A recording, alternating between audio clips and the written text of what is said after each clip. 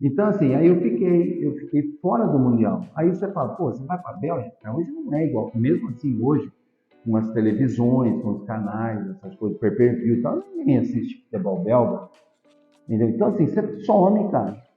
E eu fui. Então, assim, hoje, se eu tivesse, naquele momento, alguém do ramo, um empresário, com experiência, para me orientar, provavelmente não teria ido para a Bélgica.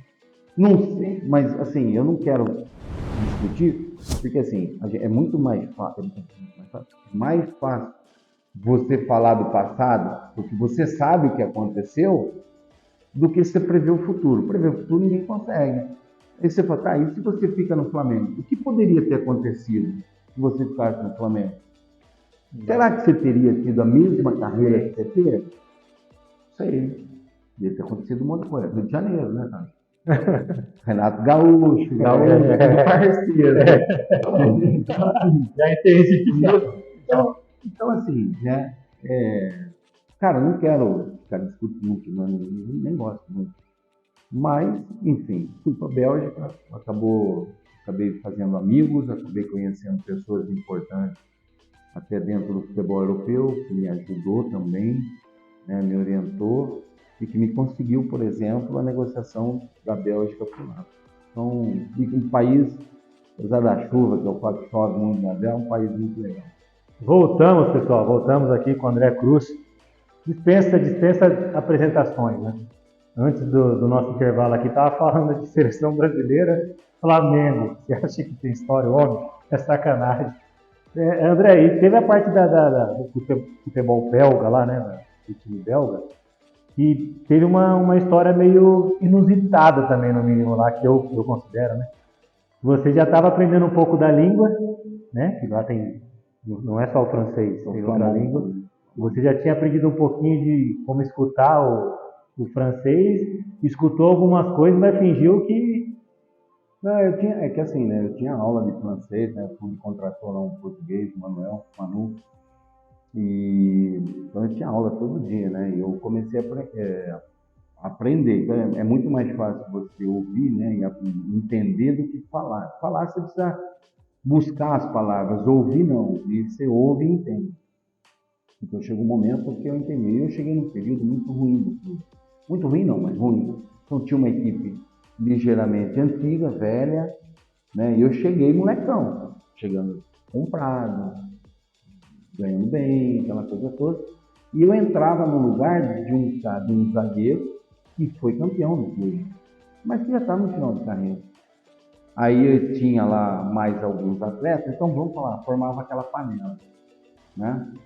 E eu cheguei lá, na boa, e eu percebi, treinador, pô, já cheguei brigando com o treinador, fui fazer eu tinha assinado o contrato com o clube, e eu combinei com o diretor, falei, olha, tem que voltar ao Brasil, não, tudo bem, então você volta, não sei.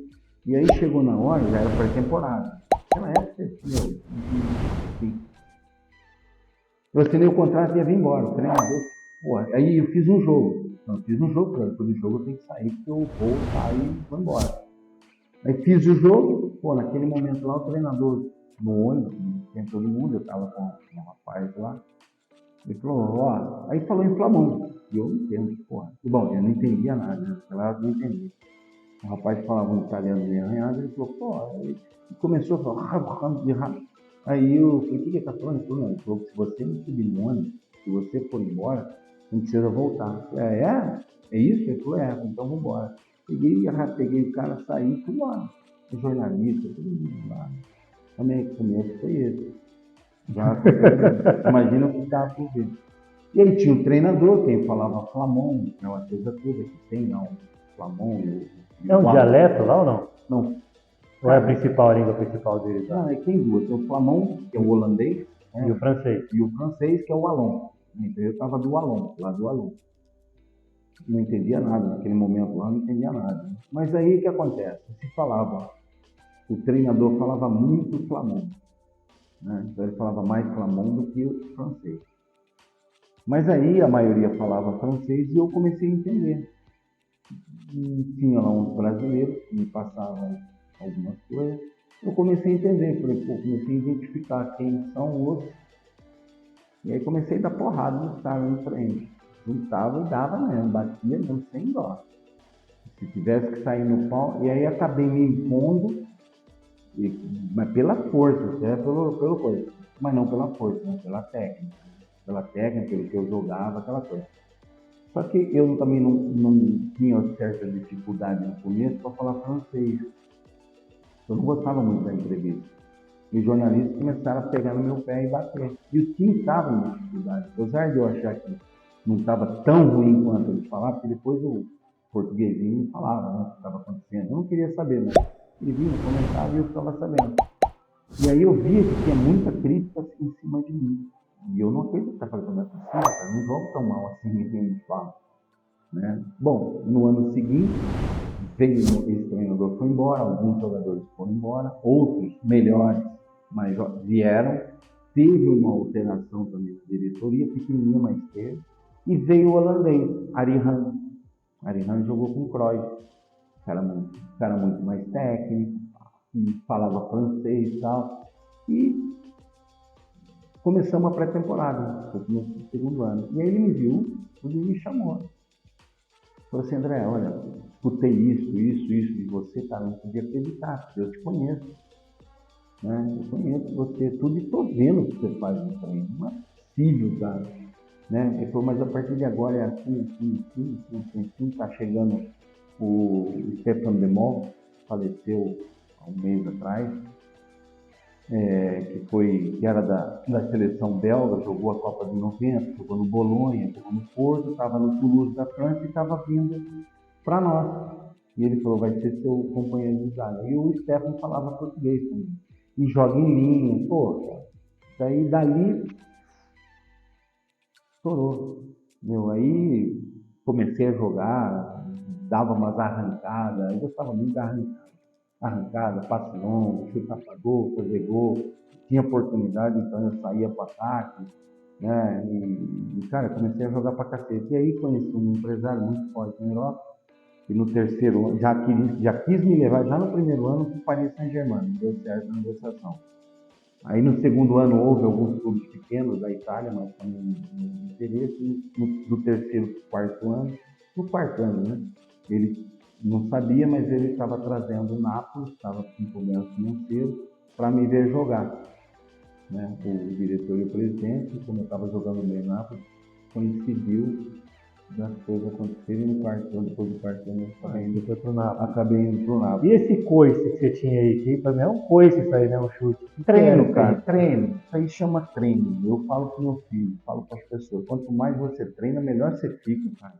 Mais repetição, você né? Mais você tem sorte, cara. É incrível, né? Quanto mais você trabalha, mais sorte você tem, cara. Então, quando eu era pequeno, lá no Montalegre, eu morava do lado da escola, né? E eu pulava de vez em quando. E também na minha casa, o meu melhor amigo, Paredão. Né? E eu ficava chutando. Sempre ele, né? E eu ficava chutando bola na parede. Então, eu chutar bola na parede me aperfeiçoava o meu chute, o meu passe, do jeito que eu queria, e o meu domínio, né? Porque ela batia e voltava. E eu começava a bater pancada. Então, quanto mais forte eu batia, mais forte ela voltava, mais me obrigava. Eu queria dominar no peito, eu batia pau, ela batia e vinha no meu peito. Eu queria cabecear, eu dava pancada, ela vinha na minha cabeça e eu buscava cabecear. Então, é treinamento. E naquela época, salão, pegou. Nossa, bola pesada. E eu batia só de. Não dava bico, eu batia de peito de pé. Eu ficava batendo na paredão, uma bola de salão e só peito de pé, e peito de pé, e peito de pé. Pegava a bola do meio de filibol e ficava chutando. Não é para fazer isso, gente, mas assim, e ficava chutando. Entendeu? E aí tem uma coisa que chama, que é a técnica de bater na bola. Não é porque você chuta forte que você vai sempre acertar o gol. Tem técnica. Aí vê o Roberto Carlos bater falta. Né? Você vai pegar alguns jogadores, Marcos Assunção, enfim, cara, você pega aí, Juninho Pernambucano, pega Galinho, Branco também. Galinho, né? É brincadeira, né? Não vou bater falta. Branco. Então, assim, quando você pega, tem uma técnica para você bater na bola. Não é só bater forte. Porque se você bater forte, pegar errado na bola, ela sai torta e não pega força, porque você bate errado na bola. Então, tem que ter uma técnica. E eu, todo dia, batendo. E todo dia, fui ficando melhor, né? Ficando bom. A falta, cara, falta. Todo dia, depois do treino, eu ficava treinando falta. E você chegou num ponto agora que eu acho legal, também por várias resenhas aí, cada um tem um pensamento diferente. Antigamente tinha essa parte de treinamento aí, depois do treino, o pessoal que queria aprimorar a falta ou algum fundamento, se juntava com alguém ali e fazia um treino específico. Hoje, a fisiologia pega muito no pé dos jogadores. Segundo eles, falam que é fisiologia, não sei se é ou não é. Eu não estou lá e não consigo falar. Mas você acha que precisa de todo esse cuidado ou dá para soltar um pouquinho mais para o cara se especializar naquilo ali?